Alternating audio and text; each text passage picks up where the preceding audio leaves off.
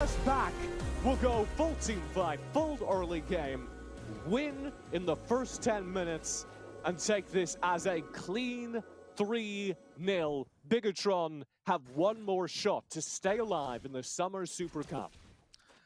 I hope that all of you fans hailing from Indonesia will be able to provide them massive support overall. Bigetron, we gotta give them credit for their run, but oh, bottom side though. It's not starting well. Okay, now again on the Galio support, again demonstrating its value, able to force heal and flash from Dua, and gets to stay in lane, and gets to stay here. So they're just going to shove that wave underneath turret at the 1 minute mark. Well, this is how confident SBTC is playing this one now. They got not too much to lose overall if they were to drop a point. Sure, let's push it to game number 4 then. But Minas, she's getting a little bit more focus coming from the Fizz, and this might just be a very early gank. Over on to Minas. Control shows up, auto attacks Minas. Minas walks away, thinks about what happened, picks up the honey fruit, and resets his HP bar. So overall, I would rate that gank like a 2 out of 10.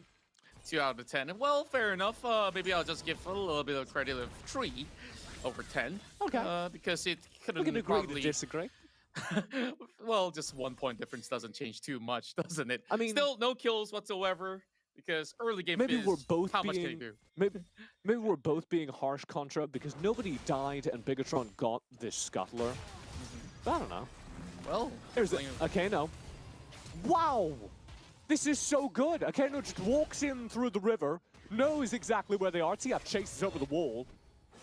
And that could have been a step too far. Yeah. Knows exactly where the Bigetron side is as they try and steal away a buff. That was warded. So Akano just walks in, finds a double taunt, and SBTC don't get the kills, but they get control of the area, keep their buff alive, and steal away. TF just stole away Bigetron's Raptors. Yeah, you know that he's working extra hard to get the MVP title that he definitely deserves.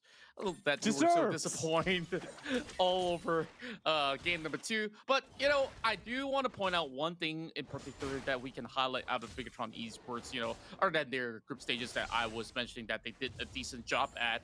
Well, the whole ideation of running the Twisted Fate up in the mid lane alongside with the Fizz is that you can easily set up ganks on the side lanes in this early game once you hit level 5, which is currently being achieved by both sides of the party.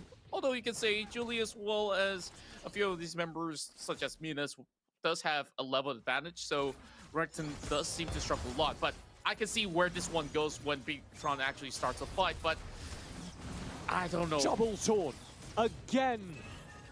Kano able to turn the tables, and here comes TF round the side. Heroic entrance to back up, and TF's into the back lines. Featherstorm forced Mega Fertibomb to chase the kills. They will only find Henry. Dua does get away. This turret, though, it's gonna crumble. Yeah, it has to go down, and there's no one to defend it.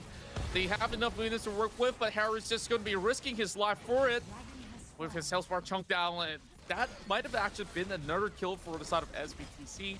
While Control comes right in, here comes the Chum of Waters.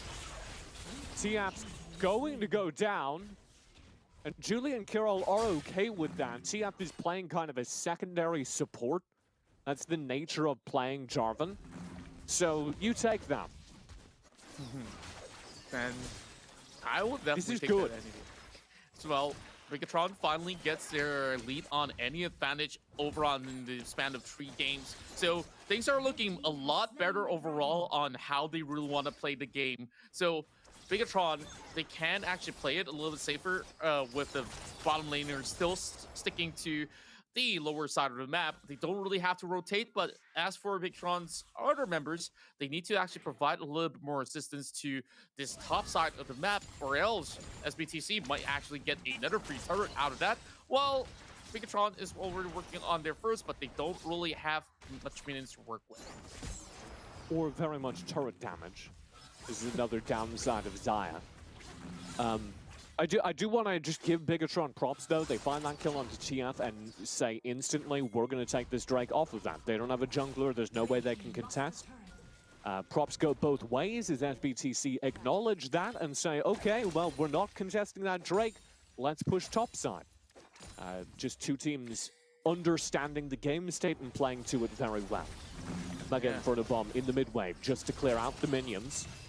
Kano will land a three-man taunt, but there's no follow-up this time, so it's mostly just a reset. Here comes the flank, though. Minas from the bottom, TF and Kiro from the top, and already Dua's gone. Deep dive for the heroic entrances. Henry tries to contest to the front lines. He is just burned down. Kiro doing so much damage in these team fights, and Bigetron just hiding behind their turret. That turret is gonna melt. Controls roaming in, looking desperately for an angle onto Julie. Denied by TF. Akano landing the taunt as well. Just zoning off any kind of pressure. And SBTC get the turret. Now they turn towards the Rift Herald.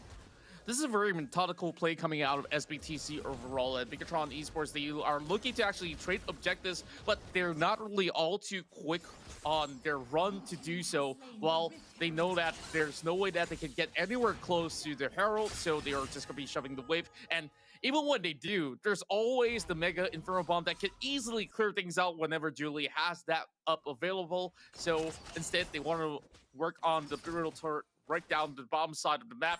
This will be challenged by SBTC Esports eventually. They're already on their way, and once again, Mega Inferno lands, and Akino's looking for a pick. Interrupted that time. You can still see the Righteous Glory comboing with Deadman's. Again, the Galio support build. So scary. PC League of Legends players will remember the glorious days in which you could flash mid-taunt. You can't do that, even in Wild Rift. But you can generate a truly terrifying amount of move speed on a Galio that effectively simulates it. I absolutely miss that sort of the mechanic. Everyone does.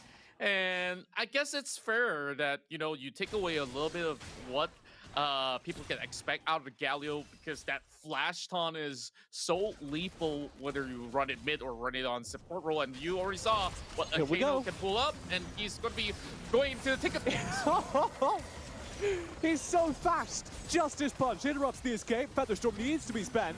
It does not get Dua out as Kiro walks behind the turret, drops the Agapian Rain, and finds 2 kills. Now stunned up, though, isolated behind the turret by Henry's gold card. It will finally be something back.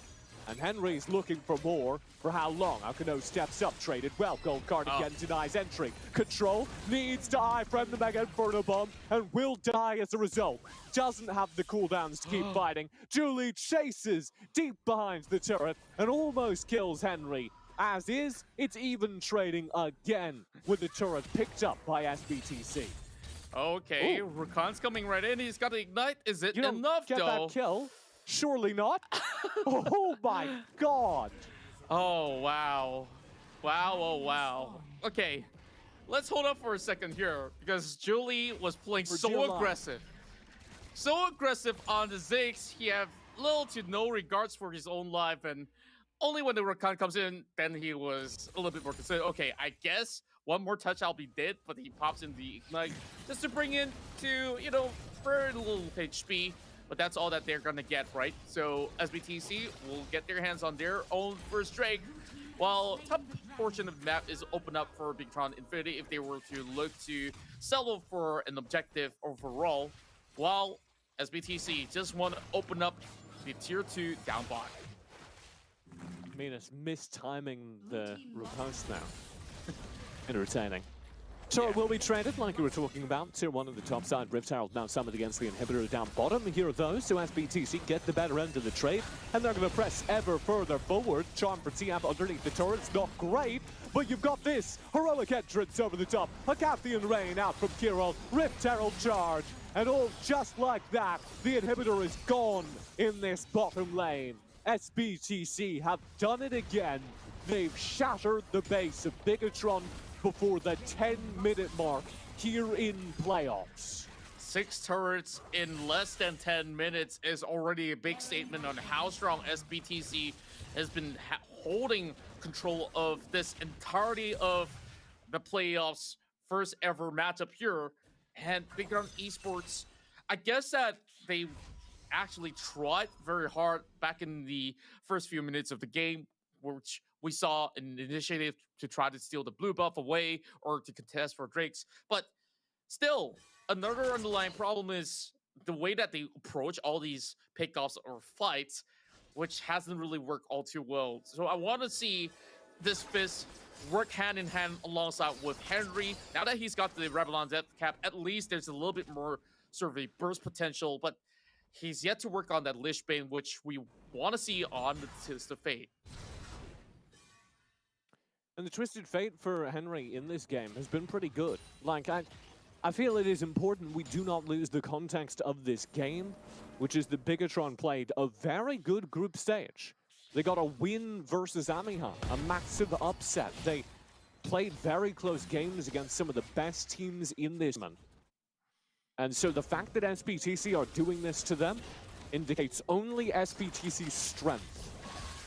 Bigetron will step up here. Dominus out already deployed. The backline dive is melted. Bump is gone. What is this? Cataclysm. Mega Inferno Bomb. Bigetron just vanished before my eyes. Harry's gone for a complete Oppo teammates as SBTC are cleaning up game number 3 and booking their ticket to round 2 of the playoffs. They are going to play Amihan, and Bigetron, unfortunately, will be sent home. The champions of the Vietnamese region once again showing what they're made of. Now just waiting for the super mutants, and instead of, you know, adding more taps on the Nexus, they say, you know, why not give some space for Bigetron to at least have a little bit more room to play. So, Contra, how are you doing? What's going on with your life? I'm doing okay, but I'm not too sure about some of the boys here playing in this match from Bigetron Infinity side. I'm kind of concerned. But, you know, I'm doing good. This does suck for Bigetron because it is a crushing defeat. There's no two ways about it. This must feel, it looks very rough, and it doesn't reflect how well Bigetron played during every other phase of this tournament. This looks scary, but Stoneplate got popped, so TF isn't going to take any damage. Don't worry about him. Wow. Okay. Can we have a look at how much damage did that Mega Inferno Bomb did? Look at the health bar. That's one gross. Skill. And, okay. This is there we go. Absolutely too much. The final turret on the map to be removed. Nizakano goes in, lands the taunt, and just like that, TF is into the backlines. Now this gets scary, though, as Falp 1 has survived, and TF goes down. SBTC trading even on the team fight. They do benefit, they do technically win because they get the turret damage, but their jungler's down, and you don't expect these trades to be even at this point. It just comes from how tanky Renekton is. Yeah, and just getting a little bit of shutdown goal here, definitely worth certain trades, but overall, we're looking at maybe the second item coming in for the Fizz for now. Here comes Destiny, though. This might just be good. Gold card. And that's a massive set of stuns onto Julie. Mega Inferno Bomb dropped to point blank range. Oh, Kiro, he's just going to clean this up. Shut down by Henry. That's huge plays from Henry. Still have to deal with Minas. Dueling in the front lines. Drops the grand challenge and finds a deep dive. Henry on the run will be shut down for his second kill. Harry flashes over the wall, trying to get to safety. No HP. Minas is looking for... Minas will have to go home in sadness and dismay, as Minas will be denied the triple, but SBTC will press forward towards this Nexus. Here's the flank around the side, a pure focus from Akanoti up the meantime, taking a 1v2 and doing all right in it, as the final inhibitor turret falls. And SBTC, it must be said, feel like they're rather done with this and wishing they could get on with winning the game. That over-aggression already cost them 2 of their players' lives. And it may cost them another one here as Minas needs to run away from Falp and will be stunned up by the Renekton. Flash engage with the Dominus. Oh, they're going to get that kill. Oh, no. Heroic entrance from Akano. Taunt, Mega Inferno Bomb will finally take down the Crocodile. He's going to come out of GA angry, but ultimately impotent and go down. Yeah, so I guess there's that. The trades were entertaining indeed. well. Bigetron Esports, they only managed to get 8 kills overall. Now to defend this Nexus is going to be the tall task in front of their eyes, and it only takes a couple of blows, and here comes Arcano going over the top. Focus on Kiral. They need to kill Kiral, and they can't do it. Kiral steps up, finds 2 kills at